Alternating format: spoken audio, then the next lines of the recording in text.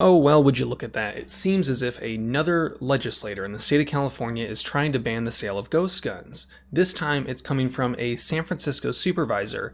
They are looking to ban the sale of ghost guns and basically any 80% type firearm.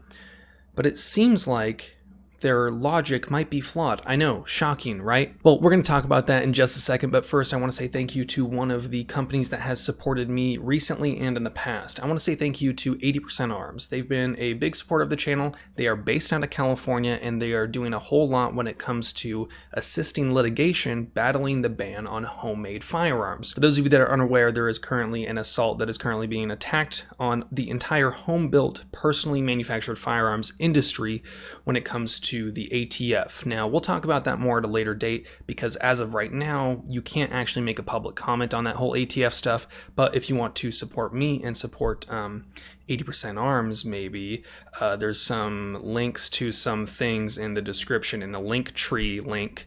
It might have something spooky in there for you. So let's just jump right into the topic of the video today with the San Francisco Chronicle.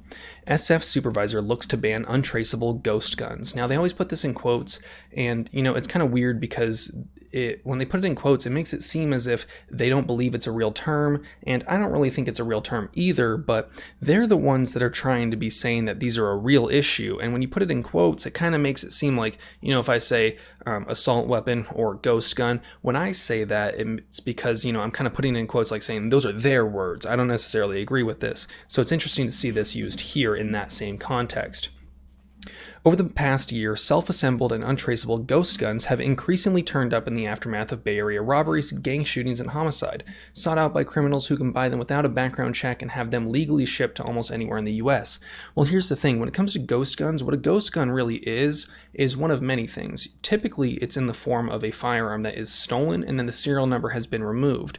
They act as if criminals, up until the last few years and the popularity of these home-built firearms have increased, that there was no way for a criminal to get access to a firearm, but we know that's not true. National violent crime is on a national decline for something like 60 years, but it seems like if all these ghost guns were truly being discovered more often and were just so much more widely available, wouldn't crime be going up?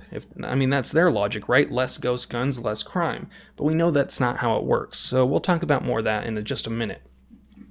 Newly proposed legislation seeks to remove San Francisco from that equation, though making the city the first in the state to completely ban the possession and sale of ghost gun kits and parts. We're really hoping that this legislation leads people to see that it is possible to ban the sale of these ghost guns, which are a huge threat to public safety. Now, here's the thing that the District 2 Supervisor Catherine Stefani doesn't understand. The state of California, as of July 1st of 2022, is going to be banning the private sale and shipping to the door of all 80% ghost gun kits.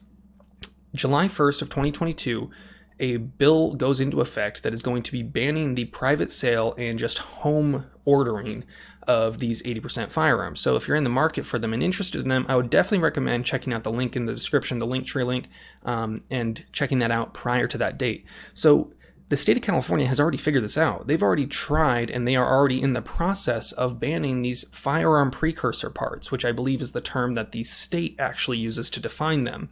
So I don't know why she's acting like she's really doing anything, because realistically, if this were to go into effect next year, she's just 6 months ahead of a even tougher bill that's going to be affecting the entire state of California. So I'm not really sure what her whole point is here. Ghost guns accounted for 22% of all firearms Oakland police confiscated by March of this year, compared to just 7% in 2019. San Francisco police seized 164 ghost guns last year, a 2,600% increase from the 6 they confiscated in 2015.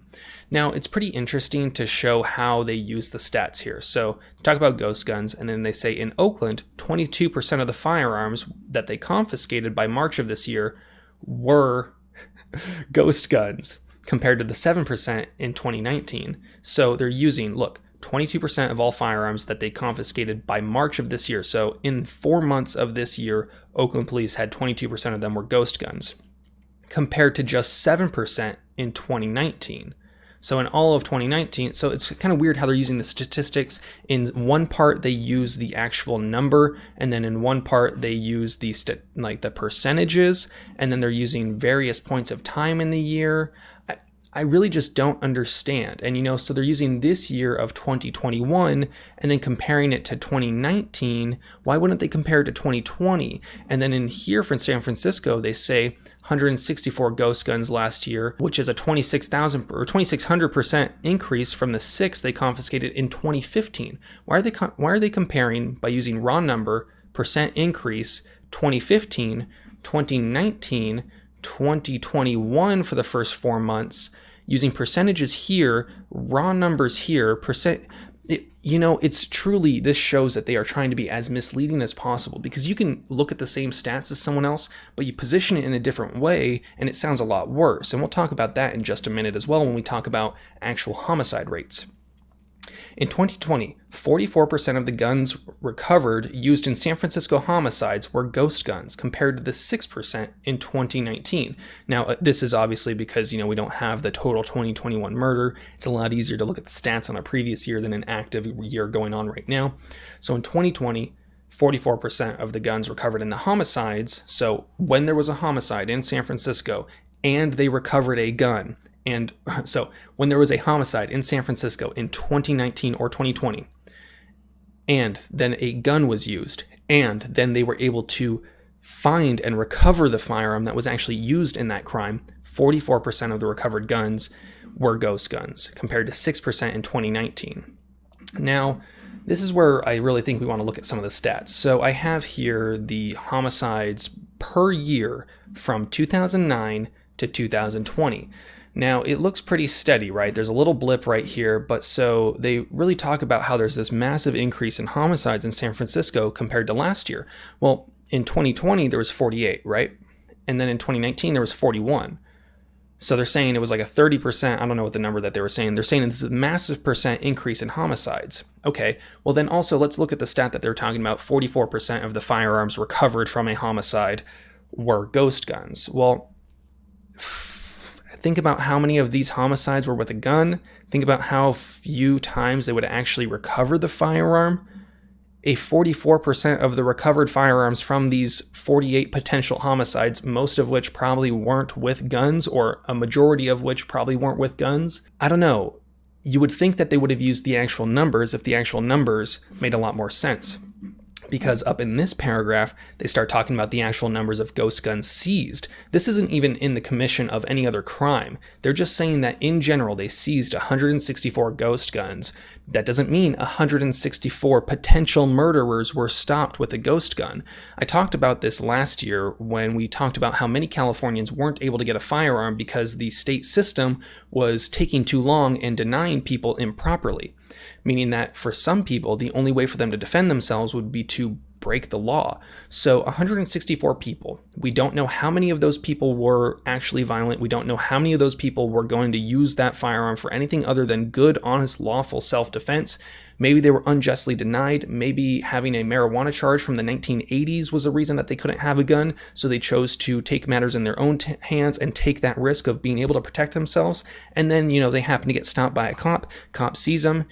Guy doesn't resist, but they find the gun in their car. Whatever it is, that's just, they're using total numbers there of ghost guns found.